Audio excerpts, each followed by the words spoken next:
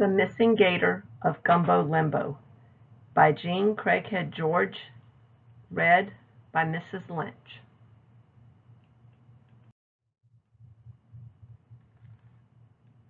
Hi, boys and girls.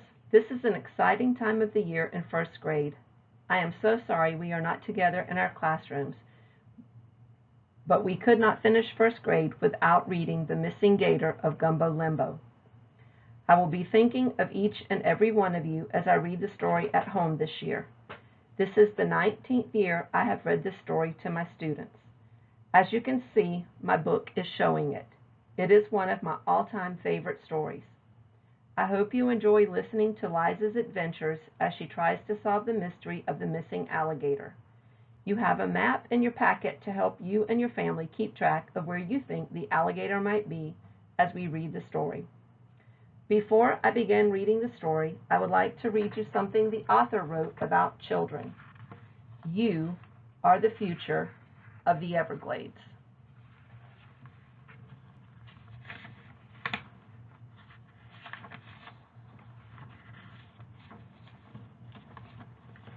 Forward.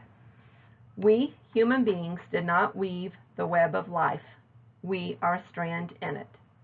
A hole in the web made by our cutting down a rainforest or pushing a species into extinction harms us.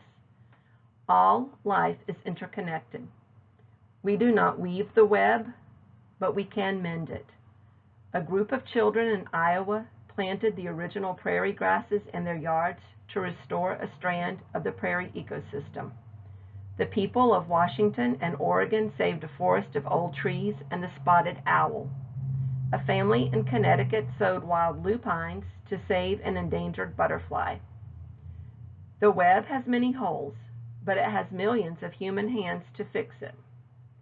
Now that we know what we have done to the web, we must see our role as an intelligent animal is to mend it.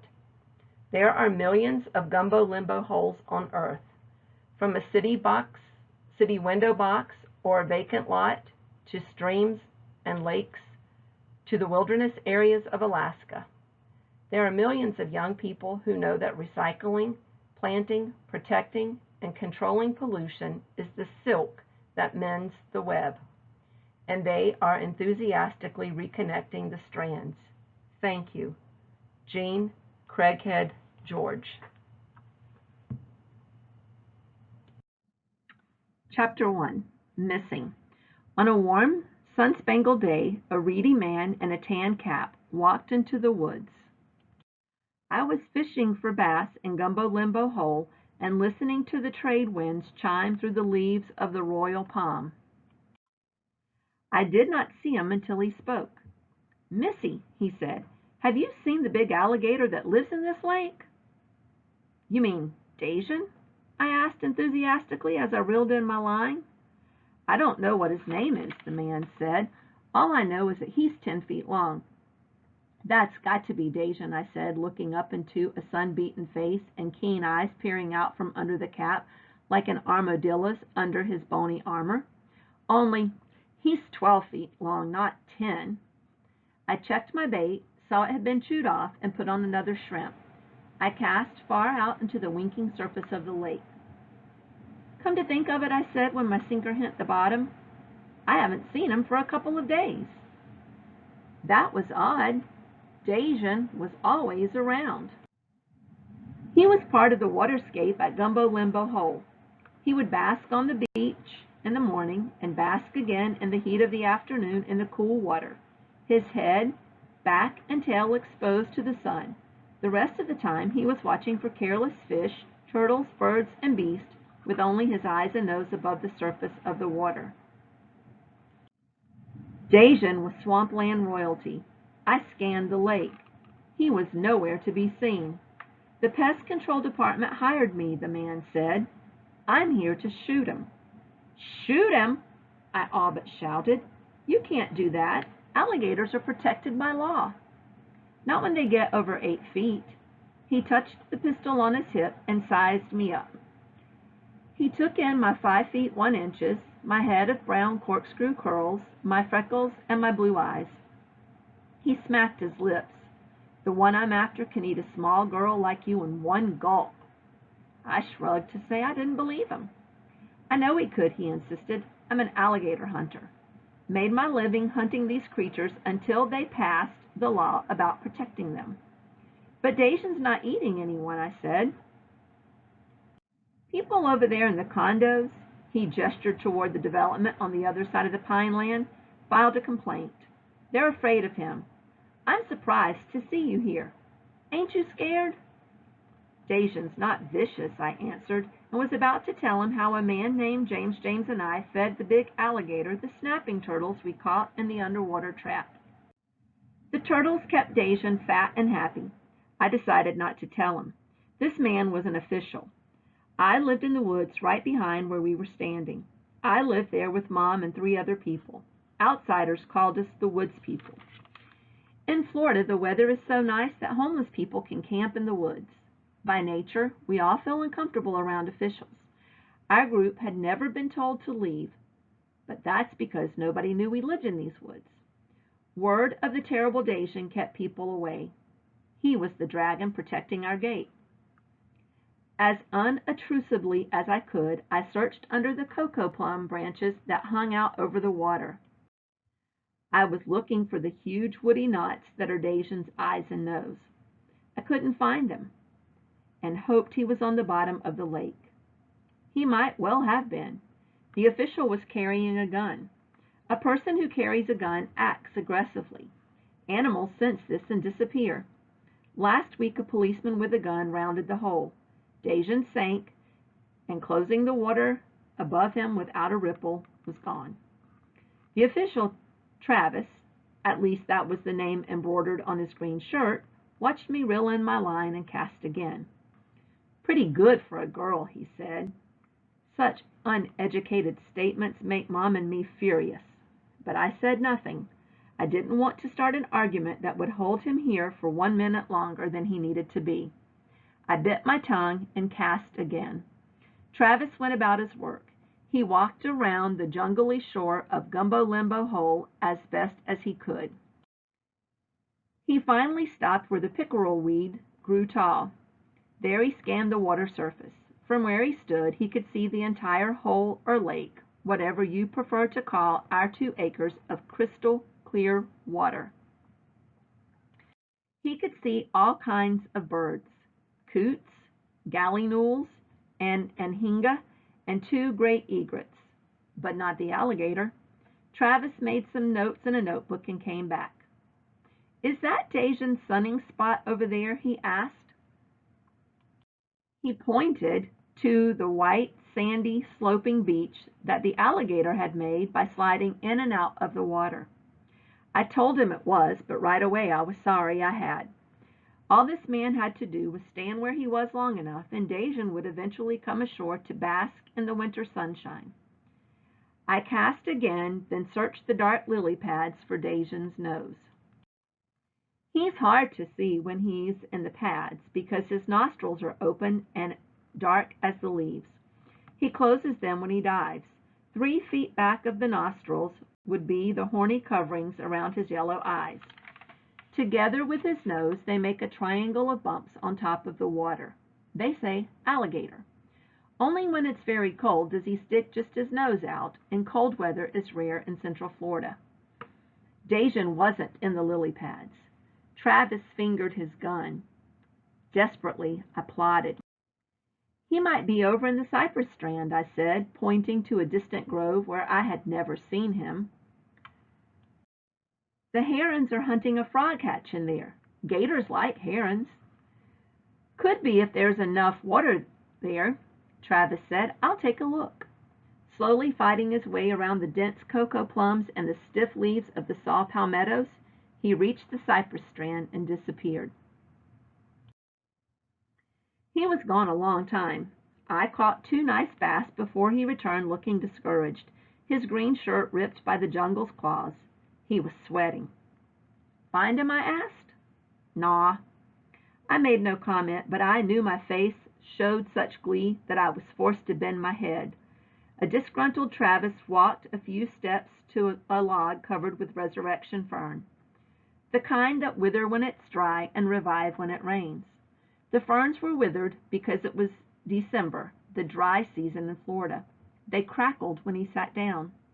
"There's a reward for anyone who can lead me to him," he said, handing me a card with his name and telephone number on it.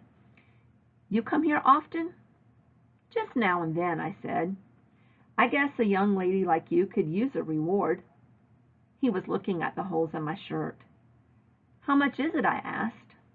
$100. I leaned down and tied my sneaker, trying to act as if it were nothing. I hoped the other woods people wouldn't learn about this. $100 would buy Priscilla a lot of the many gin bottles she collected. Caruso might like to have $100 since he's a concert singer and must have opera clothes. James wouldn't want the reward. Money doesn't mean much to him. He walks everywhere and gets his clothes from the poor people's shelter. I was getting nervous. Dajan might surface any minute. He had been under a long time. Also, Travis might look for Dajan in the woods. Although alligators rarely, if ever, go into the woods, and he must know that. But the thought of him entering for any reason at all made me bite my nails. Mom's and my home was there. He might find it and report us. We'd have to move to the shelter for the homeless. That happened to Caruso once, and he never got over it. Mom says we're not homeless. We are just on vacation until she can buy a house. I put the official's card in my pocket. "Sir," I said pleasantly, "do you know what time it is?"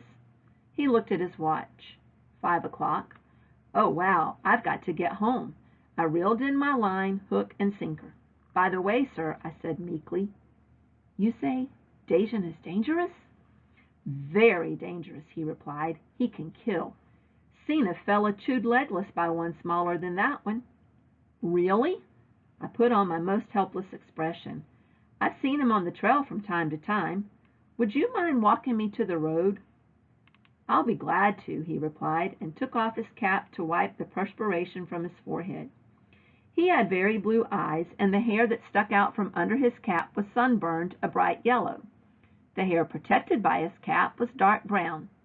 He looked like a chocolate-covered vanilla cupcake. "Besides," he went on, "I've been here since sunup, and I haven't seen even one gator eye. I'll post a reward notice.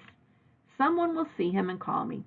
He took out a black marking pen, wrote on a sheet of notebook paper, and tacked it on the royal palm. "Okay, Fisher gal," he said, "let's go." I picked up my stringer of fish, my rod, and the bait bucket, and walked behind Travis.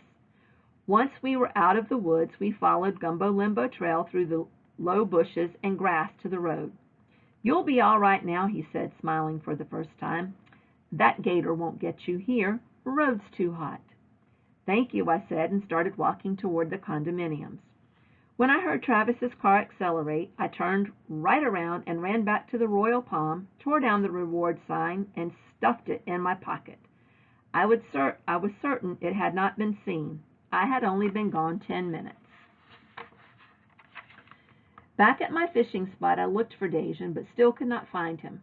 That was most unusual. Where was he? I did see that the turtle trap had gone off and was pleased with that.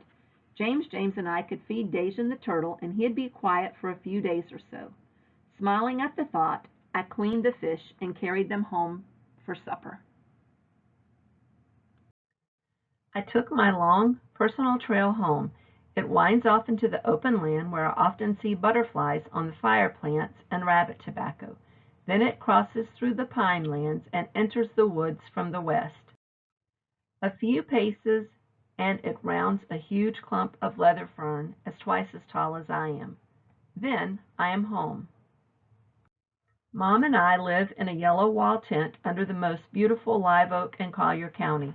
The oak is so big, Mom and I, even by holding hands, cannot reach each other around the tree. Its limbs would cover a tennis court. On its branches grow gardens of orchids and the sparkler-like plants with bright flowers called air plants or bromeliads. Butterflies hover over the flowers and birds chase the butterflies. Lizards chase the insects. You could watch the show in this tree all day.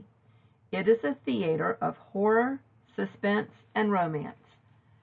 Our oak is in a forest of tropical trees and bushes with names like bustic, pigeon plum, tallow wood, mastic, soapberry, and push and holdback.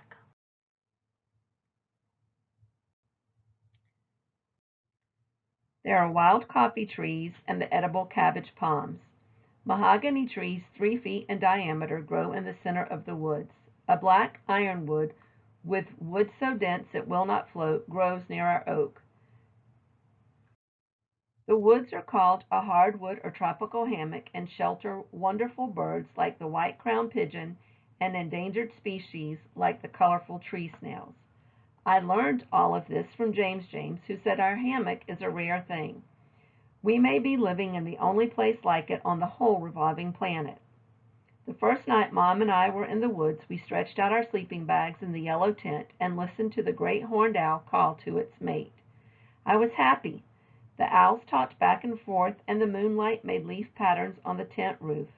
Then suddenly I grew afraid. "Mom," I said, my voice shaking, "is Daddy coming to live with us?" "No, Liza Kay," she answered. "No, he is not." She got up and moved her sleeping bag beside me. "Everything is going to be all right," she whispered. "He will not come here." When we all three lived together, I did many things for which my father hit me. "Come here, Liza Catherine Poole," he would shout. I knew when he called me by my full name that I had done something awful, and I would tremble. When he had punished me and stormed away, I would cry and pray to be a better person. I also tried to write down what I had done so I would never do it again. I usually couldn't remember, which made me cry even more. One night, after my father had punished me very hard and stormed out of the house, Mom came to me as she usually did. She rocked me in her arms. "Tomorrow, Liza Kay," she said, her voice very strong and sure, "you and I are going on a vacation to a beautiful place. You have done nothing wrong, my darling child. You must understand that. Do you?" I wasn't sure I did. The next day we came to the woods. Mom, her name is Charlotte Ann Poole, put up the wall tent she had kept from the days when she had camped with her father. She hung orchids at the door and rolled 2 stones side by side to make a table for her Coleman stove. I put my butterfly jars and nets in one corner of the tent and my fishing rod against the oak. When Mom had put our clothes in 2 cardboard boxes at the foot of our sleeping bag, she placed a candle on a wooden box between them. She said the candles looked like glowworms in the woods and would not draw attention to our home. At sundown we sat outside the tent on the stones rolled up to our orange crate table. I shall never forget that night. The light from the setting sun turned the woods into a golden temple. "Liza Kay," Mom said, looking up, "we will start a new life under this beautiful tree, just you and me." She clasped her fingers together and looked around. "My father and I lived here long ago, after my mother died." She ran her hands through her hair. "We moved back into town after he bought a shrimp boat, but we would come back here to camp and fish when the season was over. He planned to bring you here when you grew up, but he died when you were still very young." She reached over and took my hand. "He and I were peaceful here." The owl called again. "A woods is healing." I nodded. "You'll be pretty much on your own," she went. "I have taken a job waiting tables at night at the diner. I'm going to business school in the morning. When I finish, I'll get a good job and buy a nice house." She pulled me to my feet and walked into the tent to get ready for bed. It was quite late when we lay down by the soft glow of the candle. "Liza Kay," Mom said when she saw I was wide awake, "maybe I'll buy that little house under the royal poinciana tree on Japonica Street. The white house with the tile patio. Remember it? It has 2 bedrooms, one for each of us." I was thinking about my father. He didn't know where we were. "Remember it, Liza Kay?" she said with a lilt in her voice. She blew out the candle. "I took you there once. It has a bright blue bathroom and a kitchen window that looks out on a papaya and a wild cinnamon tree. I didn't remember it, possibly because I didn't care about a house as much as Mom did. I was so very peaceful in the woods in our cozy yellow tent, where my father couldn't take off his belt and beat me. Chapter 1. Why do you think Liza Kay's mom said that she and her daughter are on vacation instead of homeless?